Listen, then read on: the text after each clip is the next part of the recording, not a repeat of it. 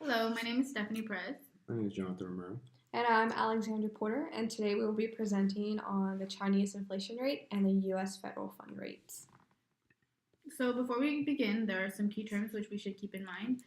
GDP, which is the gross domestic product, it is the sum of the market values or prices of all final goods and services produced in an economy during a period of time. Inflation rate is the rate at which the general price level of goods and services in an economy increase over a period of time. Price level, the average of current prices across the entire spectrum of goods and services produced in an economy.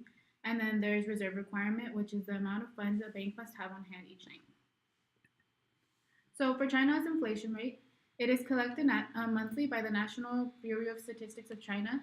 Its documentation began in 1957, and for this period, the inflation rates rose from a 2.3 in August to a 2.5, which was a 7th month high, given that at the beginning of the year, inflation rates were fairly low.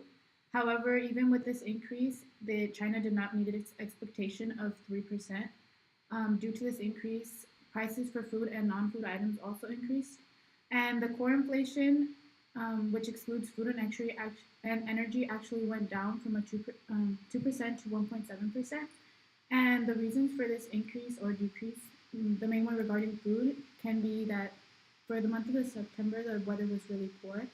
Many Chinese economists argue that they actually do have inflation rate under control and can confirm that it was mainly due to seasonal factors. Other reasons for this increase or decrease can include tariffs, which were imposed on China by the US, and can also include the increase for demand in food and gas. So here we see some graphs which show China's inflation rate. As you can see, there was a huge increase at the beginning of the year. The inflation rates were really low, and then they had a huge spike towards the middle. Then they headed back down, and once again they started slowly, gradually increasing back to the 2.5 of this past month. And then the Chinese inflation market reaction. As previously mentioned, many economics said that this really shouldn't be concerning the public, as these hikes in food and non-food prices are due to seasonal factors. So they're not too prolonged. They will go over soon. And yes, and Chilo, which is one of the economists at BNP Paribas Asset Management, he released the following statement that shared the same sentiment. He said that tariffs will push up prices, which is inflationary, but on the other hand, China has excess capacity, which means that the demand for goods and services is not that strong.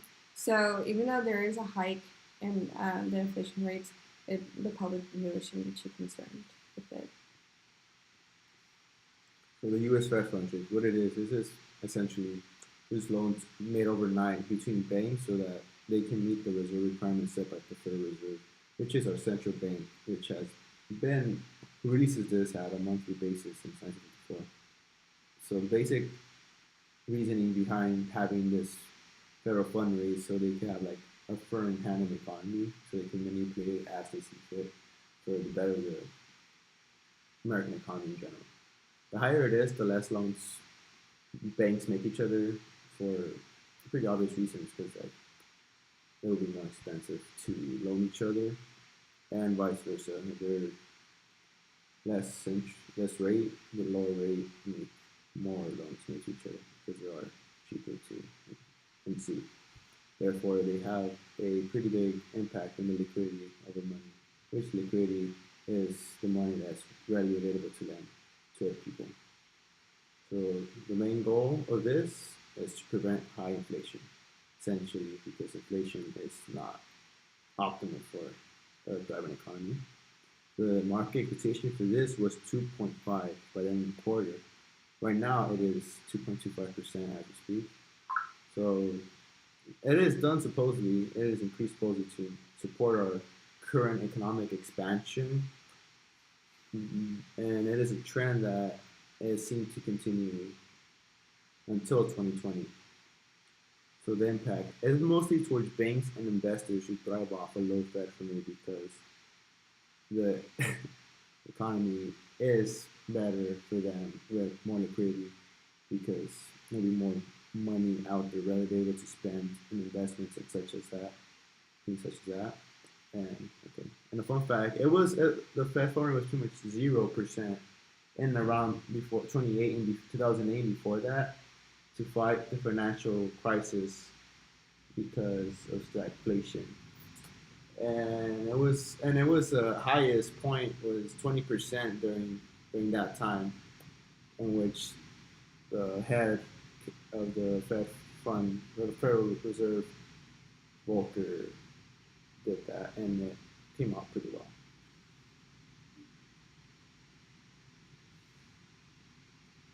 On this graph, it shows, as I stated, how there was a stagnant federal fund rate for quite some time, and then recently, a couple of years ago, it started gradually increasing at a constant rate. Pretty simple graph. So there are some mixed reactions towards the increase in the federal funds rates.